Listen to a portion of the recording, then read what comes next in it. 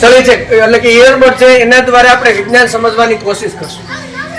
તો વિજ્ઞાન દરેક જગ્યાએ સંકળાયેલું છે. ગમે ત્યાં આપણે જોઈએ તો વિજ્ઞાન છે. શાના કારણે થયું, શા માટે થયું એ આપણે જાણવું જરૂરી છે. બાળકો, આની અંદર પ્રવાહીકૃત સ્પ્રે છાંટો છો એક પ્રકારનું વાયુ છે. હવે એને હું પાણીની અંદર ડુબાડું છું, શું થશે તમે અવલોકન કરજો. શું થાય છે બાળકો? શું થાય છે? બડબડિયા. શા માટે આ બડબડિયા બોલે છે? તો કે આ જે લિક્વિડ છે એ પાણીની અંદર ક્યાં સ્વરૂપે બહાર નીકળે છે? વાયુ સ્વરૂપે મુક્ત થાય છે. એટલા માટે અહીંયા શું થાય છે?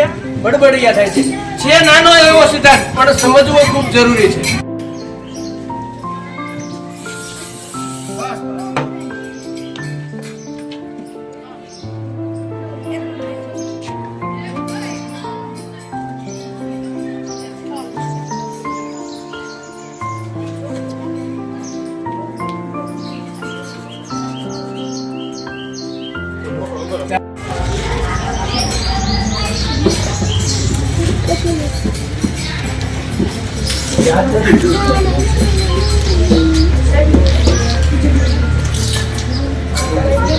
તમે એક સિદ્ધાંત દરેક જગ્યાએ શીખ્યા છો કે શું કે ગરમ પ્રવાહી હોય એમાં વાયુનું શું થાય છે? પ્રસરણ થાય છે. પરંતુ અહીંયા તમે જુઓ તો બે ઠંડા છે અને આંગળી અડાડ્યું, બેયનું પ્રમાણ હરખું છે કે નહીં? બેયનું ઠંડા હરખા છે? એ કઈ ગરમ નથી ને? બે કેવા છે?